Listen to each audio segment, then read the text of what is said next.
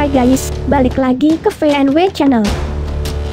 Tanpa kita sadari, pada masa penjajahan Jepang, banyak perempuan-perempuan yang menderita untuk dijadikan sebagai pemuas nafsu tentara Jepang.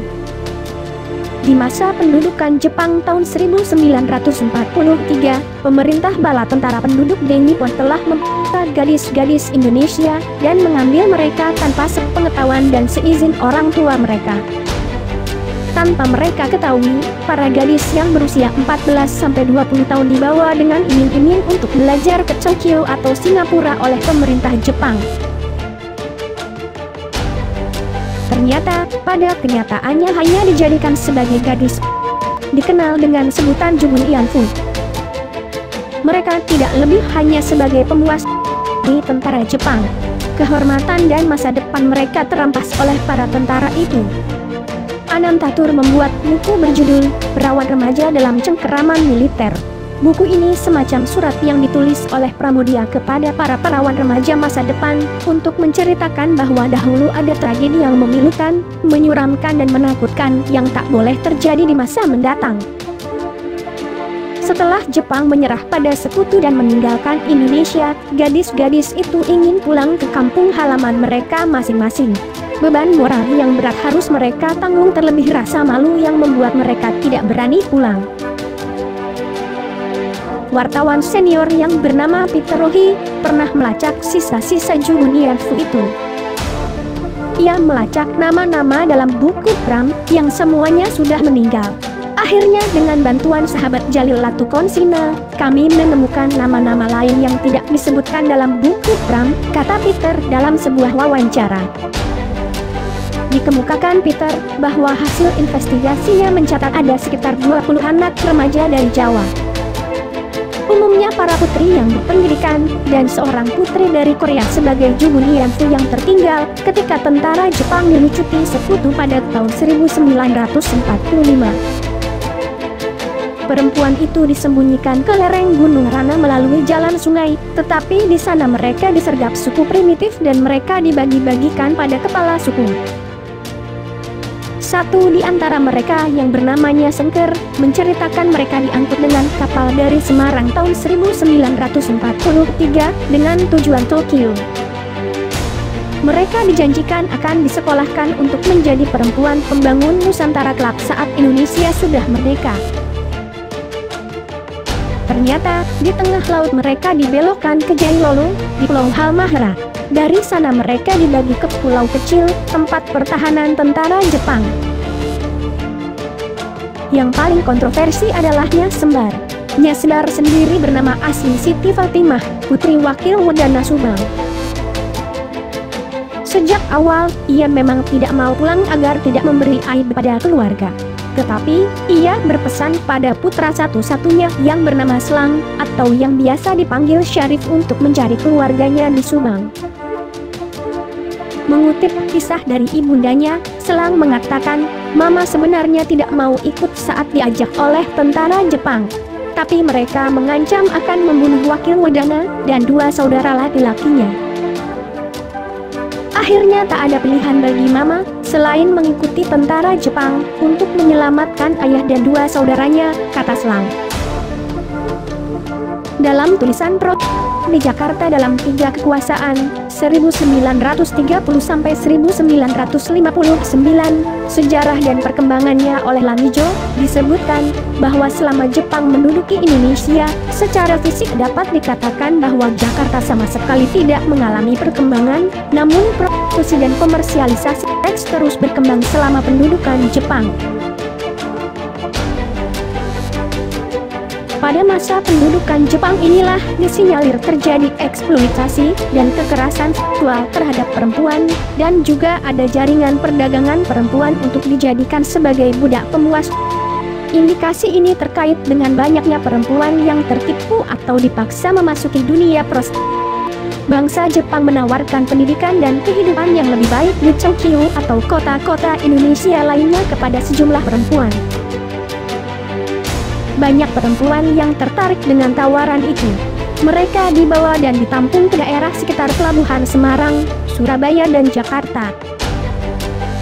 Dalam kenyataannya, mereka dipaksa melayani hasrat para serdadu dan perwira Jepang serta dilarang meninggalkan rumah bordil. Rumah bordil adalah tempat yang digunakan untuk prostitusi.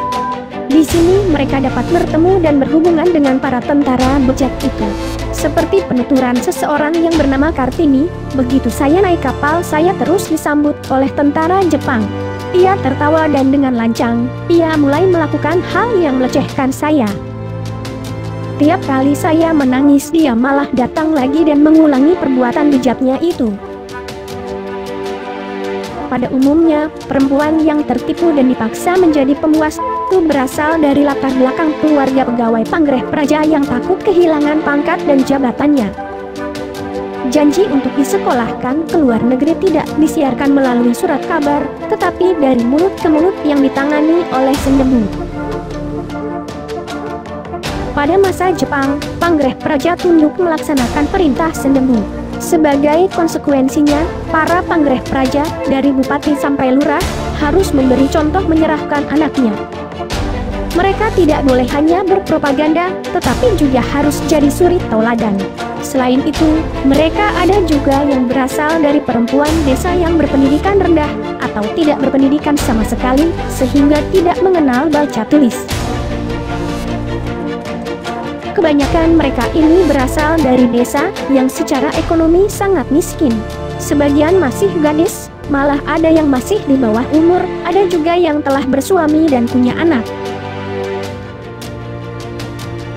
Masalah kelangkaan lapangan pekerjaan sebagai akibat situasi ekonomi yang sulit pada masa Jepang menjadi alasan utama para perempuan mudah dijebak dengan iming-iming mendapatkan pekerjaan untuk meringankan beban hidup keluarga.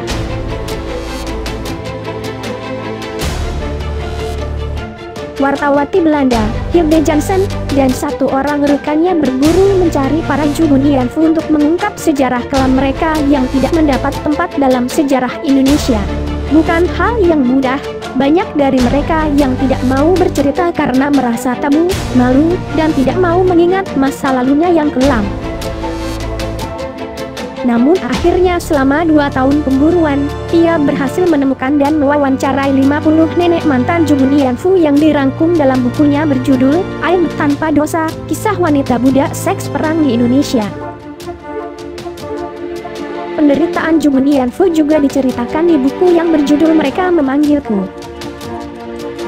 Buku ini merupakan kisah nyata dari seorang korban perbudakan seks Jepang selama berkuasa di Indonesia. Ia adalah Ibu Mardiem, salah satu korban kebuasan fasisme Jepang terhadap kaum perempuan yang dipaksa melayani nafkah seksualnya. Ada 21 perempuan yang ditempatkan di asrama yang sama, dengan tingkat penderitaan yang sama, tapi dalam bentuk yang berbeda dengan Momoye. Momoye adalah panggilan Ibu Mei, sewaktu ia ditempatkan di sebuah asrama di Telawang, Kalimantan, sebuah rumah bordil yang khusus bagi tentara Jepang.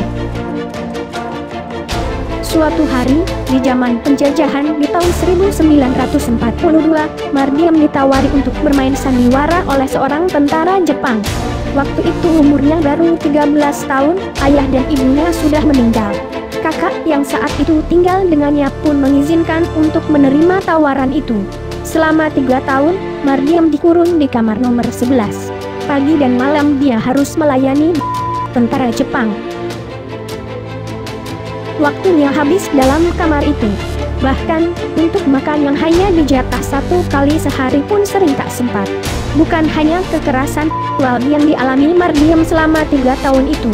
Pukulan, tamparan, dan tendangan menjadi makanan sehari-hari. Para tamu ataupun pengelola Ianjo, tempat kumpul Jugun Ianfu, begitu ringan tangan setiap Mardiem menolak melayani. Setiap hari Mardiem harus menjadi Momoye dan dipaksa melayani sedikitnya 5 hingga 10 lelaki. Kisah masa lalu yang pahit membuat Mbah Mardiem sempat kehilangan semangat untuk hidup. Penderitaan menyakitkan itu dialami kurang lebih selama 3 tahun.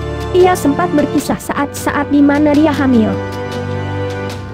Saat itu, bayi yang dikandungnya harus mati sia-sia karena seorang Jugun Ianfu tidak diperbolehkan hamil.